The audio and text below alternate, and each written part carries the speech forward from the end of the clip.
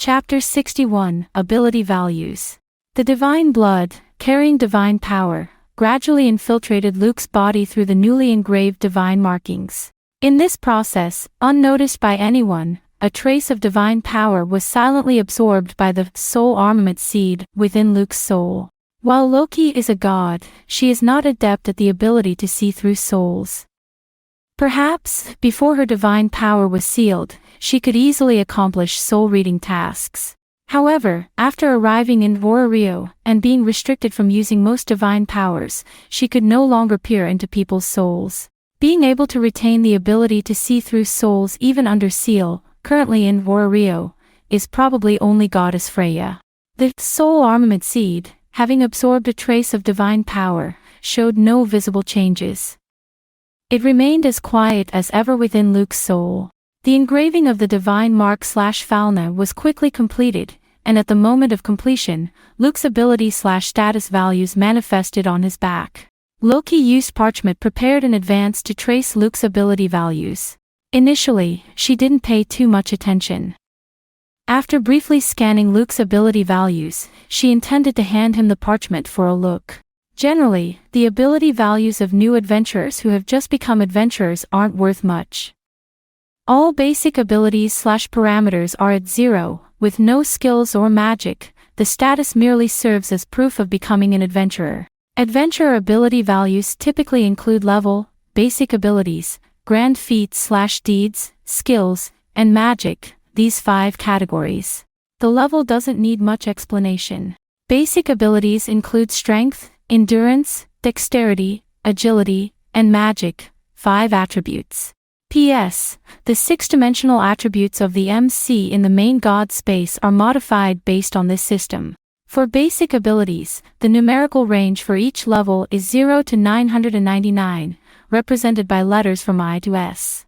In other words, there are a total of 10 levels: I, 0, 99, H, 100, 199, S, 900, 999. After becoming an adventurer, through training or actual combat, gained experience points increase proficiency. The more frequent the training/exercise in a specific attribute, the more outstanding the proficiency and strengthening. However, the basic abilities before becoming an adventurer are not included in the calculation. Instead, they function as hidden parameters/abilities, invisible on the surface but undeniably present. Therefore, for new adventurers who have just started out, all basic abilities are uniformly rated as I, 0, and Luke is no exception. Generally, the upper limit for basic abilities is 999, that is, S. The only one capable of surpassing this limit and reaching SS, 1000 and above is the protagonist from the original work. Each time an adventurer level/rank up, their existing basic abilities are reset to 0, transforming into hidden parameters. And leveling up requires the use of grand feats. Grand feats or simply great achievements can be simplified as high-rank experience points/excelia. Defeating strong opponents and overcoming difficulties will yield corresponding grand feats based on the respective difficulty. Moreover, in team combat, grand feats will be proportionally distributed to the entire team. Therefore, behaviors like teaming up, bringing low-level rookies, and leeching experience points/excelia are quite common in the dungeon. Up to this point, Luke's ability values are no different from those of a new adventurer. Even the magic category is similarly empty. However, just as Loki glanced at the end of the parchment, intending to hand it to Luke, she noticed something unusual in the skills category that a new adventurer could never have. Skills. 1. Sword talent. Possesses a profound swordsmanship heritage, able to freely wield the essence of the sword and evoke sword intent. 2. Prana/star power. Can harness the power of the stars, using unique seizenjutsu and star swordsmanship. 2 rare skills, and it seems both are of the ultra-rare category with self-contained systems. Could it be that this kid is really a hero? Loki remained calm on the surface but deeply scrutinized those 2 skills that were very similar to the so-called heroic heritage. Suddenly, she thought about the rumors surrounding Luke outside the city. Could she have stumbled upon a treasure? Loki felt a bit excited in her heart. Luke's appearance showed her a glimpse of a possibility truly surpassing the Freya Familia. It's worth noting that the monstrous growth speed of the main and vice captains on Freya's side had made her feel considerable pressure in recent years. Alright, these are your current ability values. Once again, let me welcome you to Loki Familia. Loki handed the parchment to Luke. Then, she called out to someone outside the door. Finn, come in. The person Loki called in was a young man with short golden hair and blue eyes. Speaking of a young man, it's a bit of a stretch because his height is less than 1.2 meters, appearing as a standard Shota despite his looks. However, this Shota is, in fact, the leader of the entire Loki Familia, responsible for directing almost all affairs of the Loki Familia. His height is due to his race. Finn belongs to the Palom race. Despite his youthful appearance, Finn's real age is at least over 30. Loki, did you call me? Despite the mismatch in appearance, Finn's voice, while sounding somewhat youthful, seemed very steady, giving a trustworthy impression. Yeah, take Luke to get familiar with the surroundings. I'll go engrave Falna for this little girl and come find you later. Loki, grabbing the golden-haired little loli sitting on the chair, signaled to Finn before leaving the meeting room. Following the orders of the Familia's god, Finn, now the center of attention in the room, turned his gaze towards the only remaining individual, Luke. At this moment, Luke was dressing up, and as Finn observed Luke's body, an understanding expression flashed in his eyes. Hello, you're Luke Ashburn, right? Welcome to the Loki Familia. Finn greeted Luke after he finished dressing. Follow me, I'll show you around our Familia's residence, the Twilight Manor. Luke followed Finn, leaving the meeting room. As they walked through the corridor, Luke guessed from the direction that they were heading towards the interior of the Twilight Manor. Let's start with some introductions. I'm Finn Dame, a Palom. I'm also the current leader of Loki Familia. On the way, Finn was the first to speak to Luke. Luke, on the other hand, responded while observing the Twilight Manor. I'm Luke Ashburn, a swordsman who just joined the Loki Familia. By the way, where are we going? From the moment they left the meeting room, Luke noticed that Finn seemed purposeful, intending to take him somewhere specific. In response to Luke's question, Finn smiled. Don't be nervous, it's just a slightly special location for the first introduction, as per Loki's request. Chapter 62, Gap brought by Falna. We've arrived, this is the first place I want to introduce to you, the backyard of Twilight Manor. Luke followed Finn to the back of Twilight Manor. As Finn explained, what appeared before him was a relatively open lawn. In the backyard at this moment, some people were scattered about, each doing their own thing. Most of them seemed to be engaged in their daily training routines. This backyard is usually used as a training ground. We, the Loki Familia, or rather, almost all Familias, don't have dedicated training grounds within our residences. Seeing Luke's confusion, Finn explained. A Familia's residence is mainly meant to provide a resting and living space for its members. And for higher-level adventurers like us, if we get serious in training, no one will be able to take a rest. At this point, Finn also expressed some helplessness. Especially for first-class adventurers like him, apart from the potential noise issues, there was also the considerable problem of repairing the site afterward. So, if you really need high-intensity training, you can go to the Tower of Babel in the city center. There, you can rent specially constructed training grounds. Of course, if you don't have money, you can go to the outskirts near the city walls, find a place where no one is around, and train there. This backyard is only suitable for low-intensity training or daily exercises. Finn reminded Luke to avoid causing damage in the residence, and according to the internal rules of Loki Familia, damaging Familia property would be subject to punishment depending on the circumstances. However, generally speaking, the majority of adventurers hone their skills through actual combat in the dungeon, and the training time isn't very long. After explaining the backyard's purpose to Luke, Finn took a few steps forward and said to the people on the lawn, "Sorry, everyone, could you please give me a moment?" Captain. Good morning, Captain. Are you leading a newcomer? It's rare for the captain to personally lead someone. It is obvious that Finn's prestige among the Loki Familia is quite high. The disturbed Familia members, being interrupted by Finn, showed no signs of annoyance. Instead, they greeted him warmly and voluntarily retreated to the corners, freeing up the space. When I saw this place, I almost guessed this would be the result. Luke, who followed Finn and walked to the center of the lawn, had a sure enough expression on his face. But is it really okay? You just mentioned not damaging the site. Well, after all, it was Loki's instruction. It shouldn't be blamed on the two of us afterward, hopefully. The words just spoken had to be swallowed back immediately, and even Finn, despite being the leader of Loki Familia, felt a slight awkwardness. To ease the embarrassment, he handed a wooden sword he casually picked up to Luke. This is a special training weapon. It's made of sturdy material and has the attribute of toughness. We usually leave it at the entrance of the backyard, specifically for the training of newcomers. Luke assessed the wooden sword in his hand. Although it was called a wooden sword due to its material, in Luke's perception, aside from the lack of a sharpened edge, its weight and feel were no different from a regular sword. Even the scabbard was present, making it a conventional katana with a wooden material. After trying the feel of drawing it from the scabbard, Luke hung it from his waist, signaling Finn to start. Finn, in turn, put down his golden spear and picked up a special wooden spear. The standoff between the two surprised the surrounding Familia members. They didn't expect the reason for the captain clearing the space was to spar with this newcomer.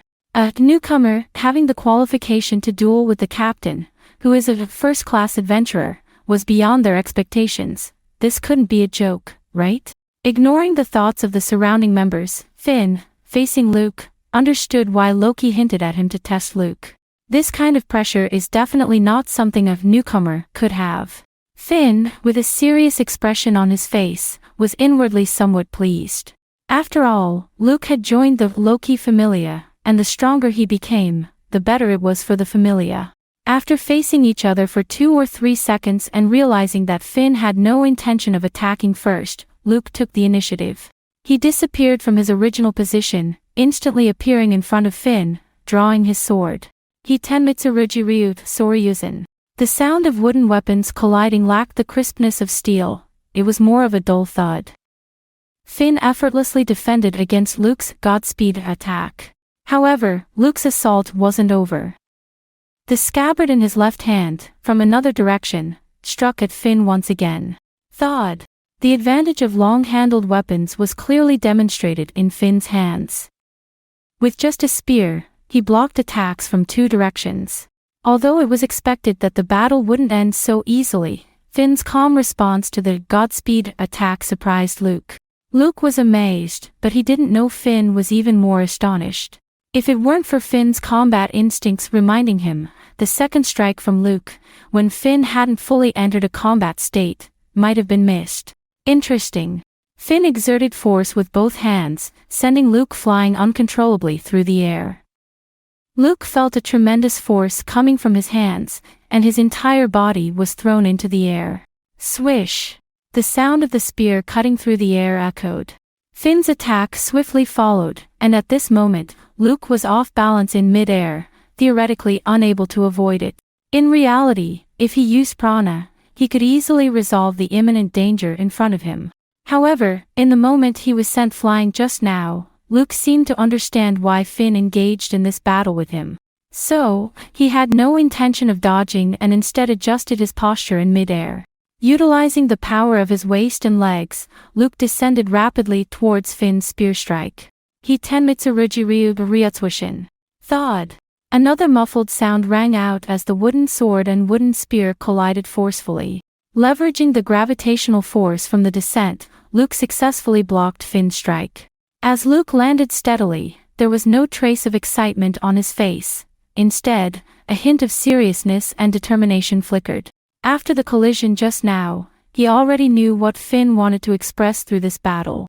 It was not about techniques or beliefs, it was a matter of absolute physical prowess overpowering the opponent. Chapter 63, Weakness and Flaws. Oh. Did you understand so quickly? You're even more outstanding than I imagined. Observing Luke's realization, Finn was slightly surprised. He thought that it would take a few more moves for Luke to comprehend his intentions. Compared to adventurers like them, who had leveled up and experienced multiple qualitative changes in physical abilities due to the blessings of the god/Falne, Luke's physical prowess was really not that impressive. And inside the dungeon, such weaknesses would be magnified exponentially. Adventurers like Luke, who started at a good strength, were not uncommon over the years, as Finn had encountered some of them. This type of person often shared a common mindset, confidence.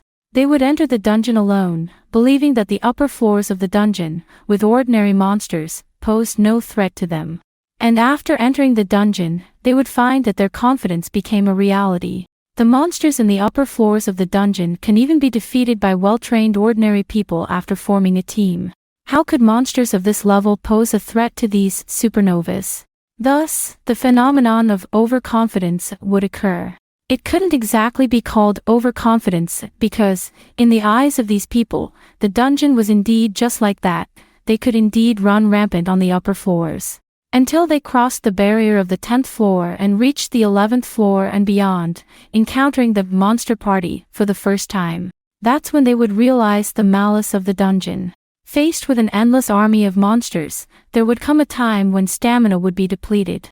If your physical prowess wasn't high enough and your recovery ability not strong enough. At that time, you can kill 1 monster, 2 monsters, 100 monsters, or even 1,000 monsters instantly, or even if you can wipe out the entire monster party.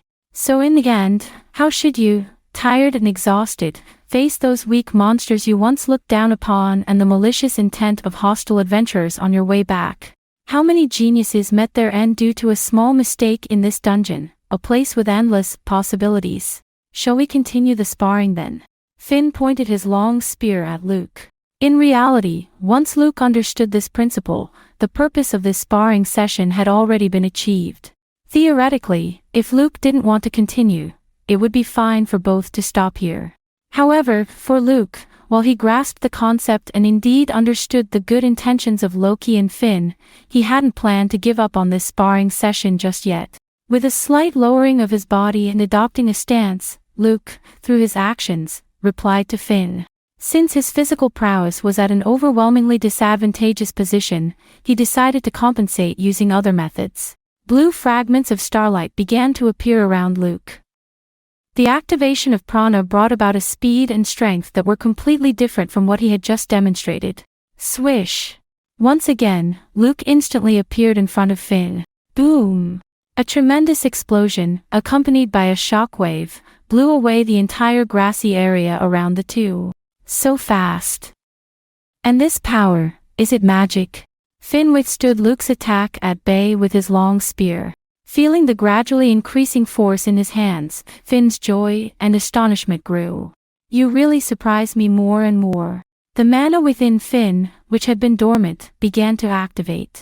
However, if you want to defeat me, you might need a bit more effort. The raging power surged from Finn's slender body. Boom! The collision of mana and prana created a crater several meters wide in the ground around them. At this moment, Luke seemed to transform into a blue meteor, continuously circling around Finn. Unleashing that kind of frenzied assault seemed as if it would not cease until Finn's defense was completely crushed. Faced with Luke's relentless attacks, like a raging wave, Finn remained composed. He tightly gripped his long spear, skillfully avoiding or parrying each of Luke's attacks. As Luke attacked and Finn defended, perhaps due to the loud noises generated by their intense battle, almost all members of Twilight Manor were drawn to the scene. Is that kid a newcomer? Attracted by the noise and arriving at the backyard, Gareth, with a serious expression, watched the ongoing battle. Yeah, he should be someone brought back personally by Loki today. Standing beside Gareth, Riveria calmly answered his question. These two, like Finn, were core figures in the Loki familia. Gareth Landrock, a dwarf with a full beard, looked like an elderly figure. Riverial Joe's elf, an elf with beautiful emerald green long hair, stood beside him. The two of them, along with Finn, were the only 3 first-class adventurers in the current Loki familia. P.S. Remember, the time period is way before the start of the official plot. It was their existence that upheld the Loki familia's reputation as one of the strongest. To be able to fight Finn to this extent, I can't believe he's just a newcomer. Riveria's tone carried a sense of amazement. No one understood Finn's strength better than them. Precisely because of this understanding, they were amazed by Luke. That's why you annoying elves are useless. Can't you see it? Gareth, upon hearing that Luke was brought back personally by Loki, showed a slightly improved expression. That newcomer, the sword technique he's using, is not meant for dealing with monsters. That's something most adventurers never learn, specifically used for dealing with the same kind, a lethal or murderous swordsmanship. Compared to the magic-focused Riveria, as a warrior, Gareth clearly understood what Luke's swordsmanship represented. Finn, in the midst of the battle, probably had an even deeper understanding. If Gareth hadn't sensed that there wasn't too much bloodthirst and killing intent in Luke's aura, he probably couldn't resist rushing up to stop them. What a dangerous kid. At some point, Loki had also arrived in the backyard, accompanied by the golden-haired little girl from earlier. The golden-haired little girl, who is the future main heroine, Ace Wallenstein. She watched the intense battle in the center of the field and involuntarily revealed a somewhat longing expression. Even though she couldn't keep up completely, Ace tried her best to capture Luke's meteor-like figure. Though just like her, recently becoming an adventurer, why could this person be so powerful?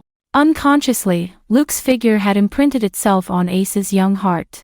No one would know what kind of flower this seed called yearning would blossom into in the future. Chapter 64, Interruption. Hitenmitsuruji Ryut Kuzurayasen. Boom! With the wooden sword and wooden spear colliding time and time again, the once beautiful lawn had become unrecognizable under the impact. After noticing that Finn's defense hadn't been successfully broken even with the final strike of Kuzurayasen, Luke leveraged the force to leap backward, creating some distance. The cessation of Luke's assault allowed Finn to secretly breathe a sigh of relief. He had never faced such exquisite personal combat skills before, and the unfamiliarity with Luke's techniques had cost him a considerable amount of energy in the defensive battle just now. On Luke's side, looking at Finn who hadn't even broken a sweat, he felt somewhat helpless. The overwhelming gap in physical abilities extended to all aspects. Finn's observational skills, attention, reaction speed, etc., were all superior to Luke. This made hitting Finn incredibly difficult for Luke. Many of Luke's moves were already anticipated by Finn the moment they were executed. Even if Finn didn't understand the principles or trajectories of the moves, he knew where the attacks would land instinctively and effortlessly dodged them based on that. Besides, it wasn't just the overwhelming difference in physical capabilities but also the gap in combat experience. To hit Finn, Luke could only rely on unpredictability and even faster speed. Since Godspeed didn't work, then Luke would use Ultra Godspeed. Having made up his mind, Luke's momentum began to rise. He looked at Finn, a smile appeared on his face, and said, "Hey, Finn, don't dodge so quickly, just stand still and let me chop you. I'm right here, you can come and try." Feeling the rising fighting spirit emanating from Luke, Finn became a little more excited than he had in a long time. The clash of their auras made all the onlookers among the Familia members understand that what was coming next would be the final blow.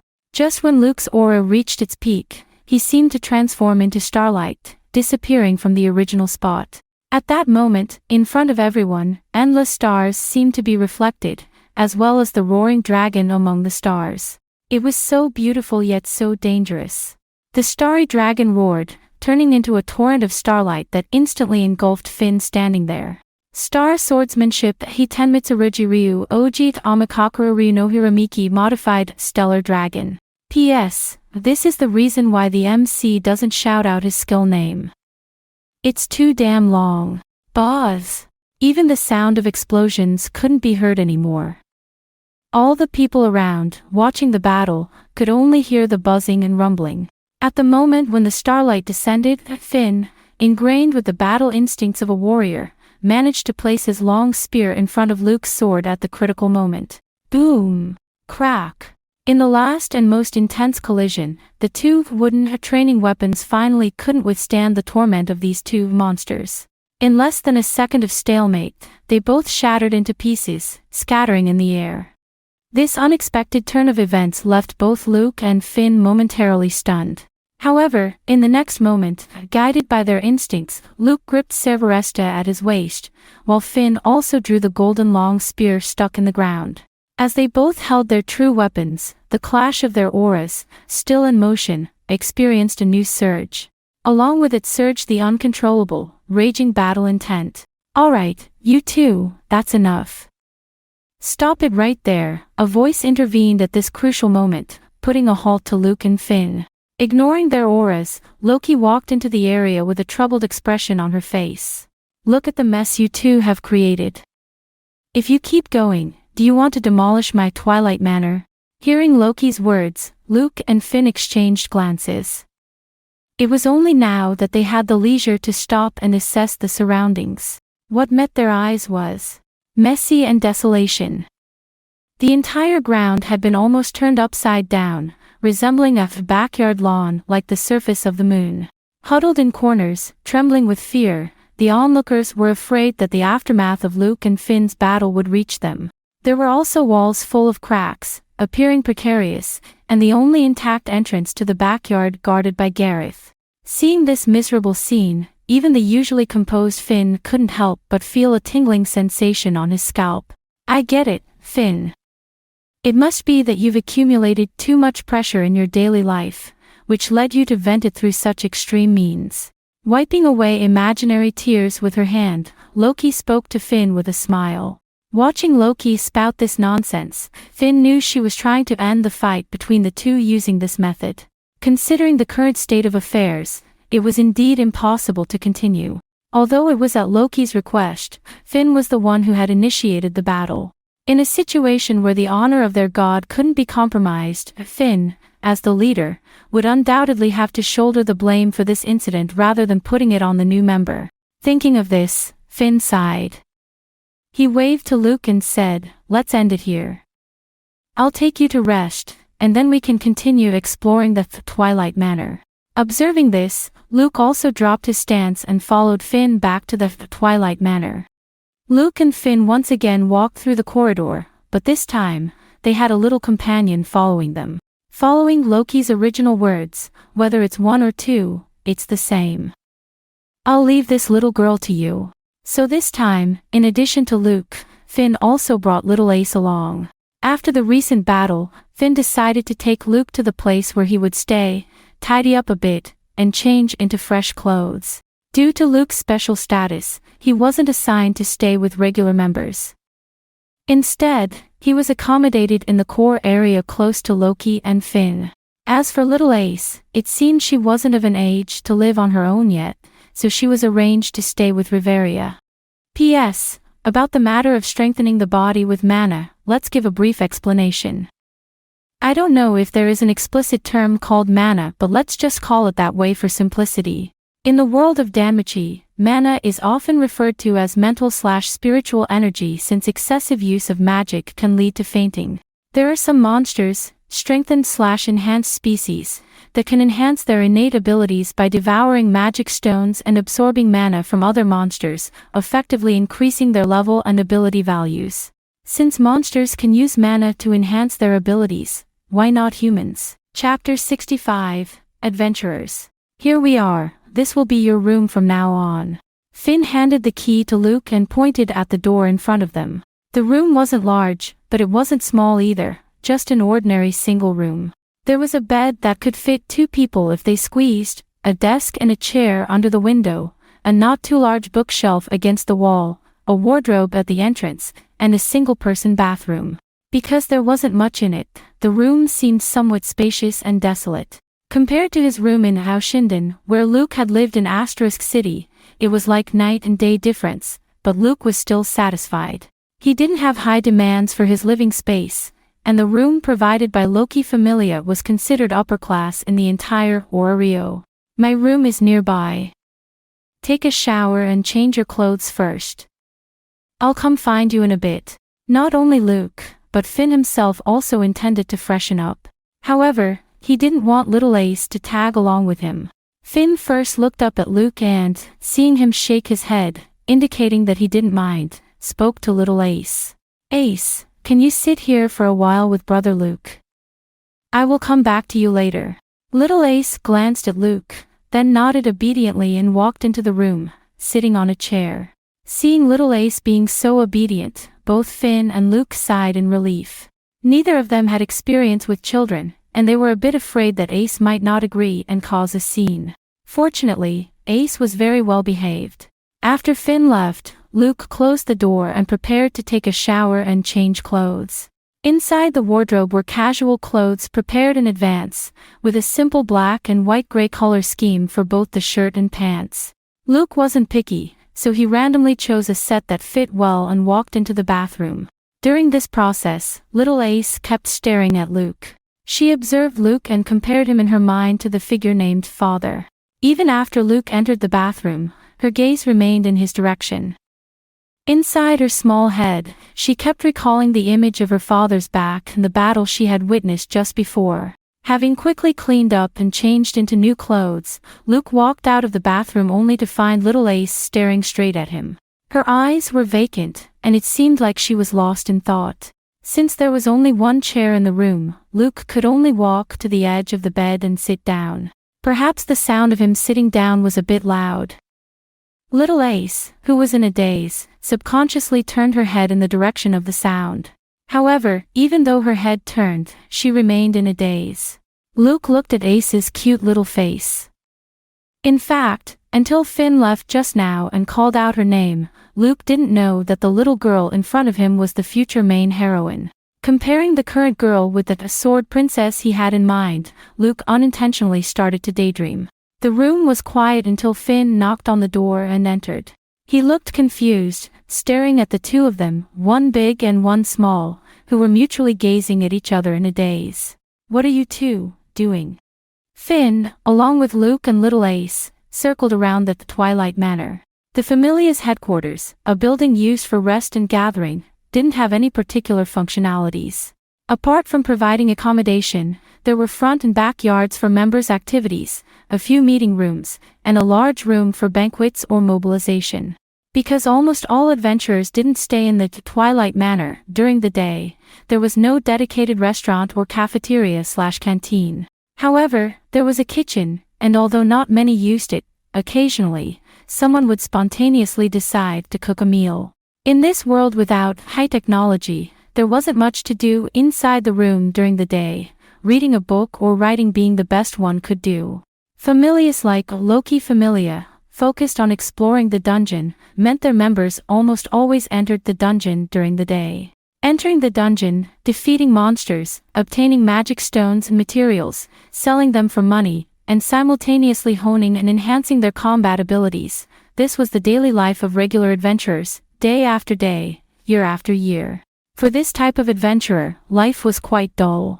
Their lives consisted mainly of fighting, and endless fighting. Perhaps it was because of this routine that many adventurers with twisted personalities and questionable/evil deeds have appeared.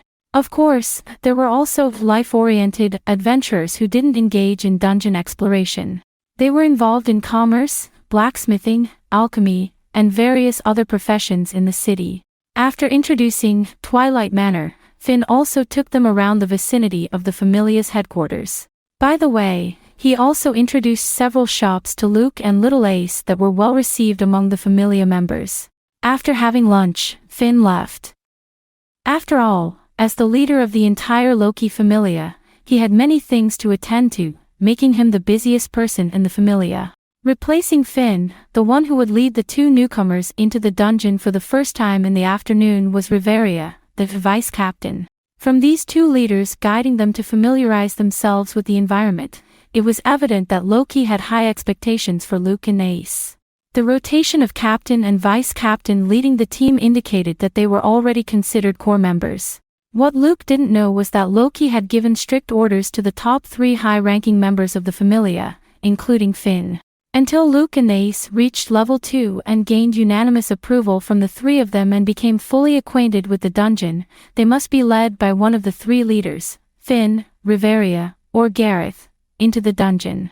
Even if this delayed the development of Loki Familia, it was crucial to ensure the smooth growth of Luke and Ace, preventing them from meeting an untimely end in the dungeon. On the way to the dungeon, Just like Finn, Riveria also gave them a brief self-introduction.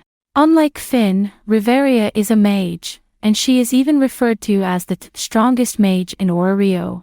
With emerald green long hair, a beautiful face, and a serious and cold demeanor towards outsiders, Riveria can be considered one of the most famous ice beauty in Orario. However, those who are familiar with her know that Riveria is not actually cold. It's just a misunderstanding caused by her identity as an elf royal and her naturally somewhat serious personality. Contrary to her appearance, she actually dislikes, or one could even say, hates when others show her a respectful attitude. Chapter 66, First Floor. Riveria. Vice Captain. When calling Riveria, Luke hesitated for a moment, unsure of the appropriate title to use. Sensing Luke's hesitation, Riveria sighed almost imperceptibly. Just call me Riveria. I don't like my companions being too respectful to me. Ace, the same goes for you. After saying this to Luke, Riveria also reminded Ace, who was holding her hand. Understood. Ace glanced at Riveria and obediently nodded. All right then, Riveria. Feeling that his use of a formal title had made the other party somewhat unhappy, Luke awkwardly scratched his head. I wanted to ask, do we still need to register as adventurers at the guild counter later? No need. The Familia has already taken care of the procedures for both of you. We can go straight into the dungeon. Upon hearing Luke's question, Riveria lightly shook her head. The Adventurers Guild, as the name suggests, is the central organization that integrates and manages adventurers. It includes counters for adventurer registration, consultation services, an exchange counter for selling magic stones and drop items, and facilities such as showers and baths. The guild's main hall, located on the first floor of the Tower of Babel, is also the only path leading to the entrance of the dungeon. The Tower of Babel, situated directly above the dungeon entrance, is roughly divided into three parts: lower area, middle area, and upper area. The upper area is where the gods reside, and Freya, the goddess in charge of Freya Familia, typically resides at the top of the Tower of Babel. The middle area houses various shops, including weapon shops, armor shops, potion shops, and more. As mentioned before, training grounds that can be rented are also located here. The lower area consists of the guild's main hall and various facilities open to adventurers. Because there was no need for registration, Luke and the others entered the dungeon directly. However, perhaps due to Riveria's fame, they were constantly pointed at and talked about by others throughout the process of entering the dungeon. Look, it's the Nine Hell Mage. Really? Wow, the strongest mage in the city. Are those two newcomers from Loki Familia? And why is there a little girl? Is she a Paulum? The vice captain of Loki Familia is personally guiding the newcomers. We need to spread this news to our Familia. Listening to the whispers around them, Luke couldn't help but feel a sense of déjà vu. This scene seemed oddly familiar. Don't pay attention to them. Riveria's reminder echoed in their ears. It seemed that Luke and Ace, to varying degrees, were influenced by the surrounding adventurers. Riveria spoke up upon noticing this. As members of Loki Familia, one of the two most powerful familia in Orario, it's natural for us to attract attention from others. When you grow and become the core of our familia, you will attract even more attention. So, don't worry too much about them. Being observed by others and feeling their scrutinizing gazes, whether friendly or malicious, is an experience almost every member of Loki Familia goes through. Some adventurers eventually choose to leave the Familia because they cannot endure this invisible pressure constantly. Fortunately, judging by Luke and Ace's reactions, although there was a slight impact, it didn't lead to the worst outcome. This relieved Riveria, but she couldn't help complaining in her mind. Luke was fine. His combat power far exceeded standards, and Riveria didn't need to worry much. She only needed to teach him about the rules and environment of the dungeon, information about monsters, and the qualities an adventurer should possess, nothing more. However, what about this little girl? She could somewhat understand Loki's decision. After all, Ace's spirit bloodline was of great importance. Not to mention level 2, even if she has to be led by several of their cadres to become a first-class adventurer, it is not incomprehensible. But that arrogant Paolum and that savage dwarf. Saying something like, because Riveria is the least busy one, will leave the task of guiding newcomers to you. As the vice captain of Loki Familia, didn't she have any say in? P.S. In fact, at that time in the Loki Familia, Riveria was indeed the least busy one. Finn had to take care of various matters within the Familia. Gareth was responsible for the training of ordinary members and also served as the leader of the 2nd Legion and part-time logistics management. Luke and Ace, watching Riveria walking ahead, felt the low pressure pervading the surrounding air, feeling somewhat bewildered. Why did she suddenly get angry for no apparent reason? Meanwhile, the adventurers who had been whispering and pointing around, fearing that their behavior might anger the city's strongest mage, quickly scattered and fled. Children are extremely sensitive to adults' emotional changes. Ace, who was originally holding Riveria's hand, quietly let go after realizing that this elf sister had suddenly become somewhat frightening. She then hid behind Luke, grabbed his clothes, and continued to follow obediently. Due to Riveria's imposing manner, the group encountered no problems on the way and smoothly entered the first floor of the dungeon. The monsters in the dungeon gradually become stronger with each descending floor. On the first floor, generally, only 2 types of monsters appear, kobolds and goblins. Among these, goblins appear in groups, while kobolds usually appear individually. Up to the 5th floor, assuming no unexpected incidents occur, adventurers will only encounter these 2 types of monsters, with the only difference being the quantity. When encountering monsters on the first floor, there are typically 1 to 3 goblins, or a single kobold. As Riveria led Luke and Ace into the dungeon, monsters eagerly appeared in front of them. A crack suddenly appeared in the once intact dungeon wall, and a kobold emerged, blocking Riveria's path. The appearance of kobold is quite similar to Luke's perception of gnolls. However, they are taller than gnolls and more ferocious, perhaps resembling wolf-headed people or wolf-dog people. Perhaps because in this world, the race of demi-human exists, including the races of werewolves and gianthropes. That's why this monster is called kobold. Chapter 67, The Difference Between Monster and Human. Roar!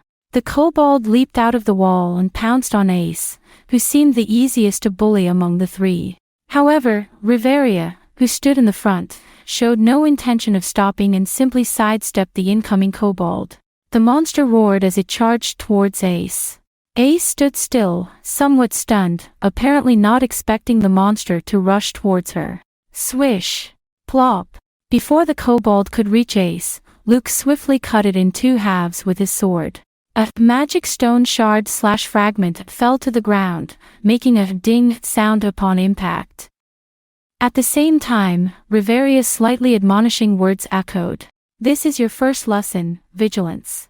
In the dungeon, anything can happen at any time. The moment you step into the dungeon, even on the first floor, signifies that you are in danger. Remember, never let your guard down at any moment. The glow on Riveria's wand slowly dissipated. She glanced at Luke and then at Ace. She then said to Ace, Ace, for now, you'll be the supporter for the team. Pick up the magic stone fragment, and let's continue moving forward. Ace, without saying a word, stared at the magic stone fragment left behind by the disappearing monster. After a few seconds, a hint of determination flashed in her eyes. Ace let go of Luke's clothes, walked forward, put the magic stone fragment into the pocket she carried, and then reached for the short sword at her waist.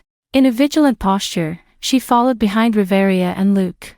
A supporter is a non-combatant who enters the dungeon with adventurers. They typically handle carrying luggage, backup weapons and equipment, provide support using items, and collect magic stones. They play a crucial role in the team. Some novice adventurers may also double as part-time supporters for higher-leveled adventurers within their familia or be employed as full-time supporters by the team. The latter are often those who no longer serve as adventurers for various reasons, and thus are looked down upon by some adventurers and treated maliciously. Riveria observed Ace's changes, seemingly indifferent on the surface as she continued walking forward, silently nodding in her heart. In the dungeon, the appearance of many monsters is often very sudden. Walls, bushes, corners, and even under your feet could pose a danger. Staying vigilant is the first thing every adventurer must do. Failure to do so can lead to death.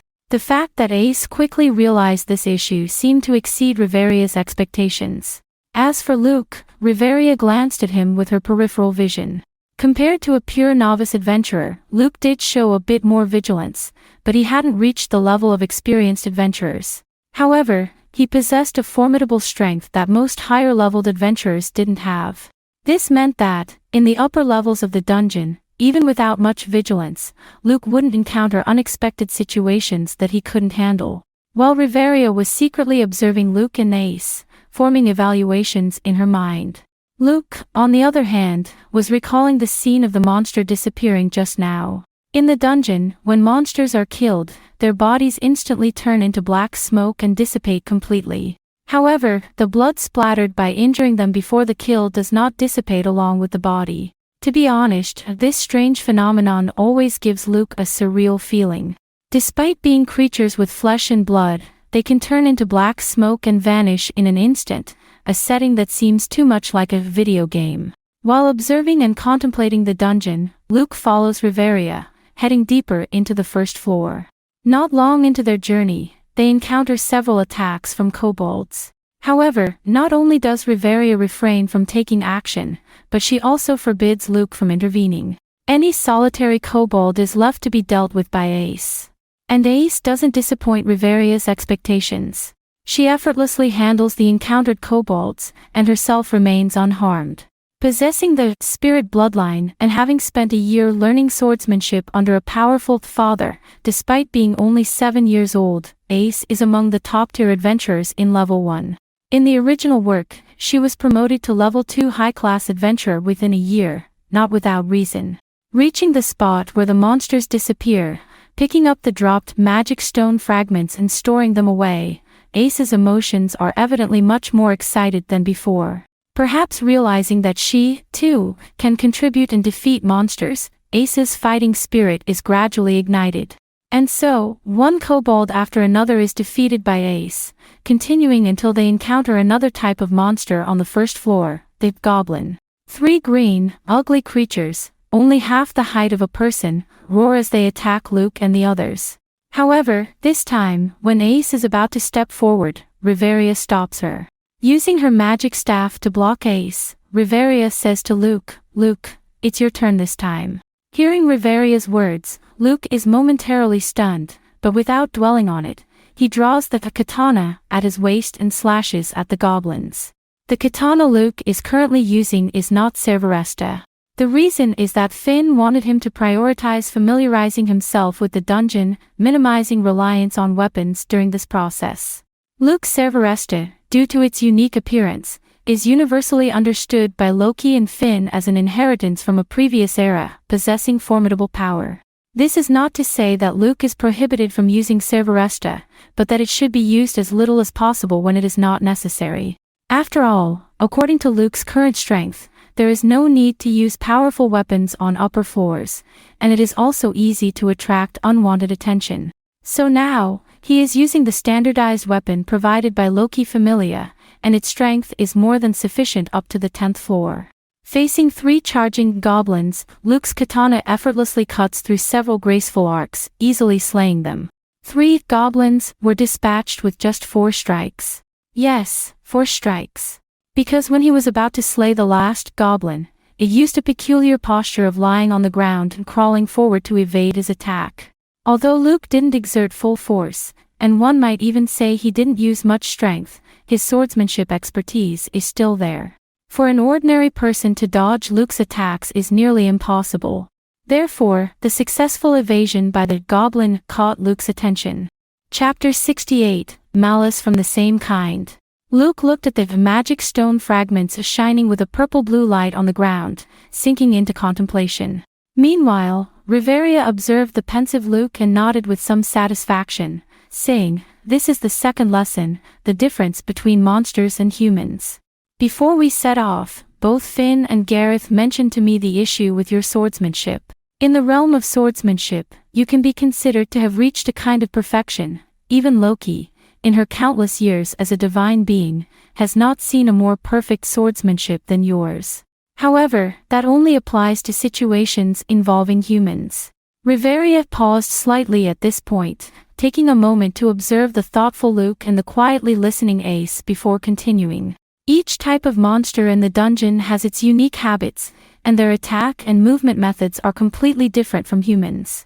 Never judge a monster's actions based on so-called common sense. Just now, the goblin's evasion of Luke's attack through its bizarre movement was the best evidence. Humans would never use a moving style that would cause self-harm. Such a movement might even prevent you from evading the enemy's subsequent attacks. Therefore, the swordsmanship Luke has learned doesn't include techniques to counter such non-human movements. After a brief reflection and with Riveria's explanation, Luke understood the rationale behind it and why Riveria had him deal with those goblins. When you discover a problem, you should correct it.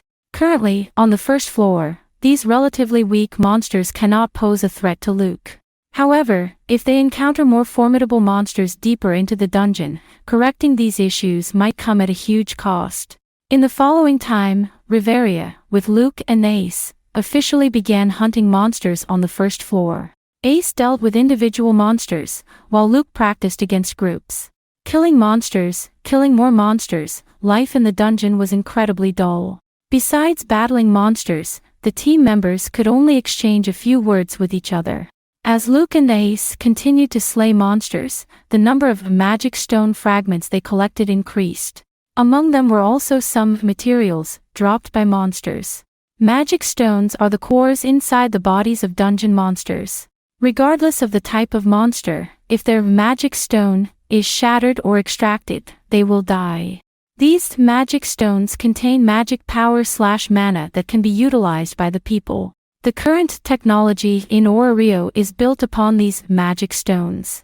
Breaking the magic stone can be considered the simplest and most direct method to defeat monsters. However, once the magic stone is shattered, the mana within it will also dissipate, resulting in adventurers defeating monsters but gaining nothing. Therefore, unless absolutely necessary, regular adventurers will not choose to defeat monsters by shattering their magic stones. The more powerful the monster, the larger its magic stone inside. For example, kobolds and goblins on the first floor have magic stones the size of a fingernail. These extremely small magic stones, which are difficult for people to utilize, are called magic stone fragments, and their exchange prices are very low. In addition to magic stones, monsters also drop another type of item, drop items. Most of these drop items are parts of the monster's body and can be used for forging weapons and equipment. They have a low drop rate and are rare commodities. In Ace's pocket, there are currently 2 drop items called kobold nails. Riveria glanced at the bag hanging at Ace's waist and found it almost full. If they continue, the weight of the carried items will affect Ace's speed. After a brief calculation of the time and feeling that the day was almost over, Riveria decided to return with the 2 of them. "Alright, organize your equipment, we're preparing to head back. Luke, you'll carry the magic stones and drop items on the way back." Riveria clapped her hands, attracting Luke and Ace's attention, and then announced the decision to return. Luke and Ace had no objections to Riveria's decision. After all, it was only the first day, and getting a bit familiar with the dungeon was sufficient. On the way back, it was similar to the journey there, with Ace and Luke fighting their way back. The only difference was that Riveria's chosen route this time had a slight variation. It seems that it took a bit more detour than when they first arrived. Although Luke was somewhat curious, he didn't intend to ask. Riveria had her reasons for doing so, and she wouldn't let Luke and Ace remain puzzled for too long. Indeed, as Riveria led Luke and Ace through a relatively narrow intersection, the sounds coming from inside the intersection made Luke understand Riveria's intention. 3 adventurers were besieging another adventurer. The besieged adventurer, based on his worn armor with monster scratches and the bulging pouch at his waist, was evidently a returning adventurer who had gained a lot in the dungeon. And those 3 attackers had no signs of damage on their equipment, and there were no pouches on their waists or backpacks used to carry magic stones/drop items. Luke and even Ace, in the first moment, understood the reality of what was happening in front of them. Tracking, intercepting, looting, this is another danger in the dungeon aside from monsters, the malice from fellow adventurers. Riveria, looking at Luke's somewhat unpleasant expression and Ace's face filled with shock, spoke in a very calm tone. This is the last lesson for today, malice from the same kind. With the radiance emanating from Riveria's wand, flames instantly engulfed the three adventurers who were attacking. In this dungeon, dangers from fellow adventurers are no less than those from monsters. Luring, trapping, intercepting, robbing, killing. Compared to monsters, adventurers use more diverse and cunning means. Therefore, in this dungeon, never trust anyone blindly. Riveria's voice at this moment was so cold and chilling. Luke looked at the three adventurers, turned to Ashes and sighed quietly. He shifted his gaze to Ace. Luke had mentally prepared himself for this kind of malice from fellow adventurers, but Ace was different. At just 7 years old, facing the cruelest reality in the dungeon unprepared, could this have any impact on Ace's future life? Chapter 69, Expansion of the Familia's Base. Riveria, accompanied by Luke and Ace, emerged from the dungeon. Upon exiting, their first order of business was to exchange their loot for money.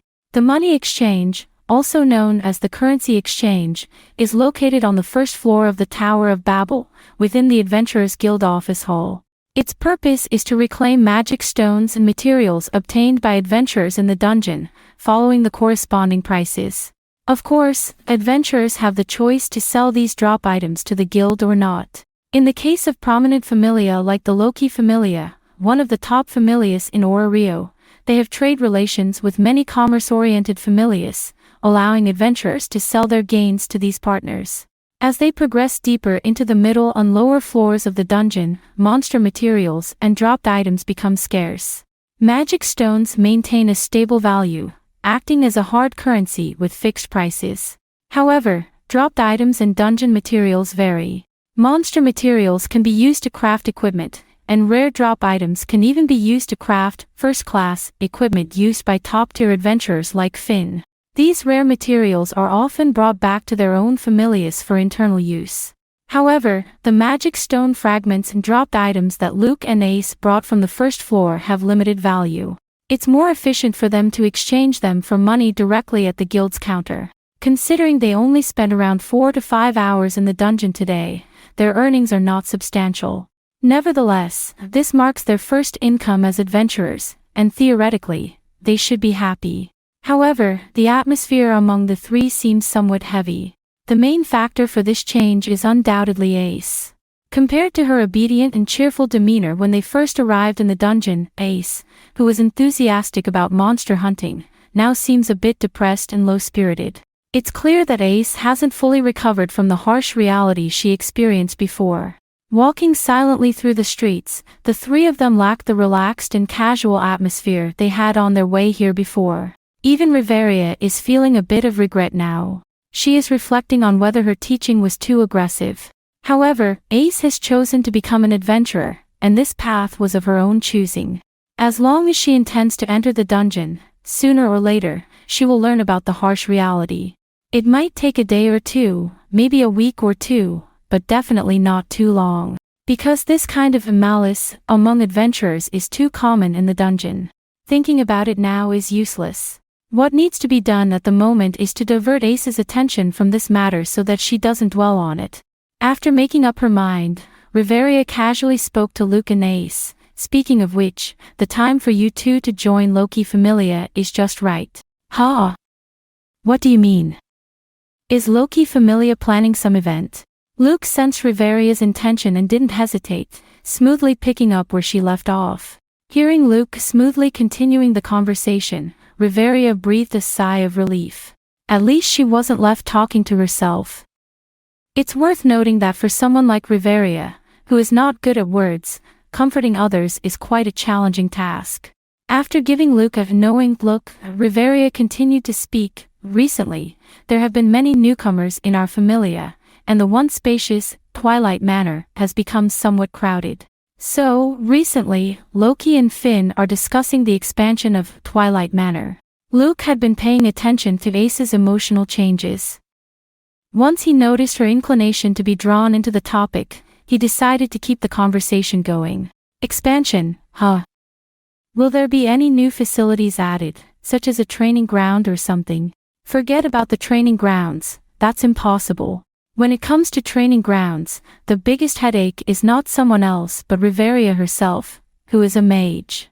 As the strongest mage in Rio, Riveria's magic is so powerful that if she were to unleash her full power, it could even flatten everything in her line of sight. How could she use a training ground? Should she be responsible for cleaning up the mess after every training session? However, speaking of new facilities, it seems not impossible. Riveria furrowed her brow, seemingly recalling the details she heard at that time. The expansion of the headquarters is mainly managed by Loki and Finn, so Riveria wasn't heavily involved, and her impression of it isn't very deep. Oh right, Loki said they plan to add a large dining hall for the use of all Familia members. Previously, Loki Familia didn't have a unified dining hall because the number of members wasn't too large, and most adventurers wouldn't stay within the Familia's residence during the day. Therefore, there was no centralized dining area. Familia members had to go outside to eat, which became inconvenient over time. With the increase in the number of members, if they were to expand, the construction of a large dining hall would indeed be a necessity. P.S. At the beginning of the plot, Loki Familia seemed to have around 50 to 60 members.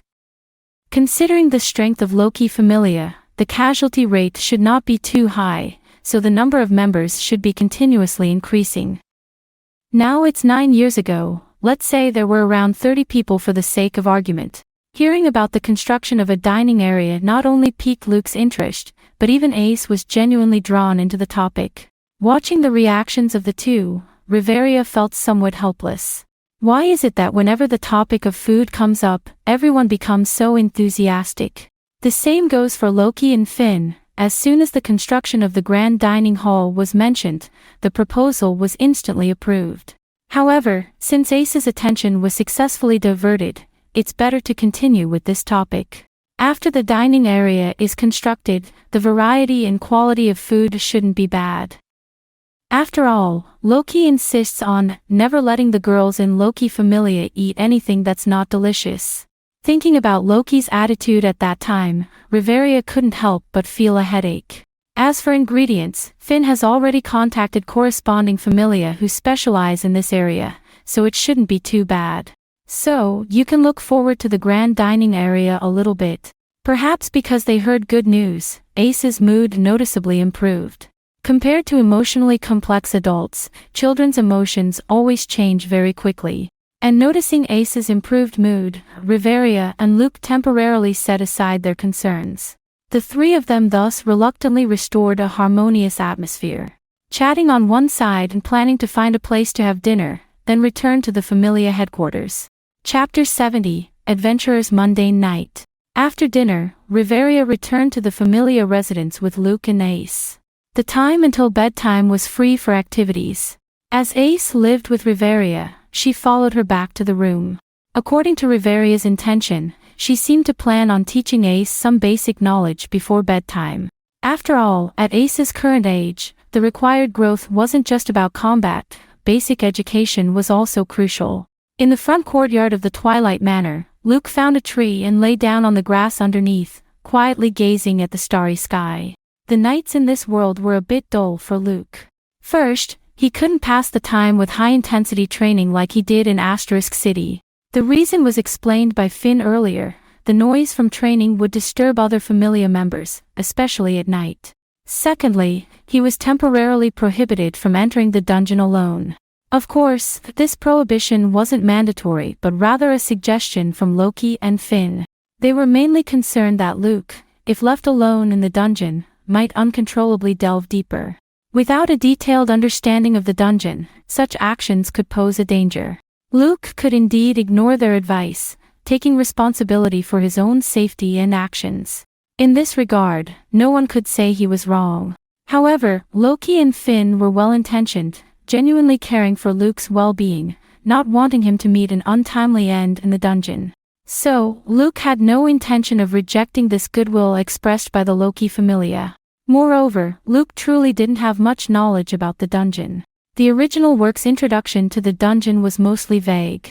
Curiosity is inherent in everyone, and individuals with strength, like them, tend to develop curiosity into an adventurous spirit to some extent. Luke knew himself, and Finn's concern was not entirely unfounded. If he were to enter the dungeon alone, after confirming that the current floor posed no threat to him, he would surely proceed to explore deeper floors. Unable to train, unable to go to the dungeon, in this world without any internet and even the absence of electricity, there were not just a few but almost no options to pass the time at night. So he lay on the grass, gazing at the stars like he was doing now. Are you here? How does it feel to enter the dungeon for the first time? As Luke was somewhat bored, staring blankly at the sky, he heard Finn's voice beside him. Finn walked over and also lay down on the grass, looking up at the stars alongside Luke. It seemed like Finn had just finished some familiar work and came out to relax. He happened to notice Luke here and struck up a conversation. Well, to be honest, nothing special. After careful consideration, Luke expressed his somewhat helpless feelings to Finn. I guess so. The first floor must be quite dull for you. Hearing Luke's honest answer, Finn smiled a bit happily. But you actually had the patience to stay on the first floor with Riveria for the whole afternoon, and without a single complaint. I'm actually quite surprised. In Finn's expectation, young individuals with formidable strength like Luke usually wouldn't have much patience. He had prepared many arguments in advance, but now it seemed he didn't need any of them. Luke turned his head, glanced at Finn, and remained silent. By the way, was there something that happened in the dungeon today? When I saw you guys coming back, the atmosphere among the three of you seemed a bit tense. Seeing that Luke wasn't planning to respond, Finn smiled and shifted the topic elsewhere. This time, Luke had a surprised reaction. He glanced at Finn, slightly puzzled, and asked, "Didn't Riveria tell you?" He had assumed that Riveria would report this matter to Loki and Finn right away. However, it seemed Finn wasn't aware. In response to Luke's question, Finn answered with a wry smile. Loki should definitely know about it. But since she didn't tell me, it means it's not something serious. As for why Riveria didn't tell me, at this point, Finn seemed somewhat hesitant. I can only say that although our relationship has somewhat improved recently, it's not as friendly as it seems to you. If it weren't for familiar relationship, the three of us would probably still be in a hostile relationship. Finn's explanation reminded Luke that there was indeed such a history. Initially, Finn, Riveria, and Gareth were mutually hostile due to racial reasons, gradually evolving into a camaraderie over time. After understanding the situation, Luke explained today's events to Finn. I see, no wonder Riveria didn't tell me. After learning about the situation, Finn felt reassured.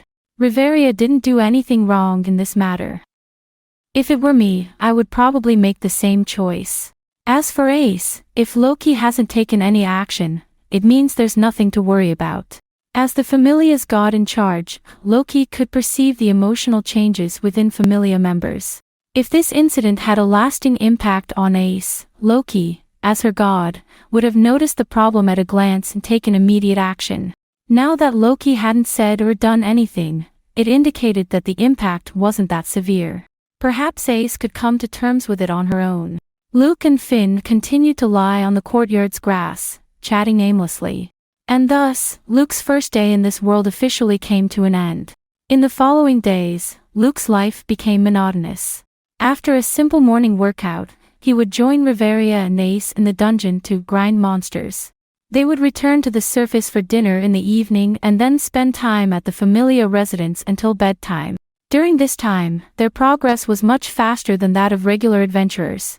In just a week, they had reached the 5th floor from the 1st floor.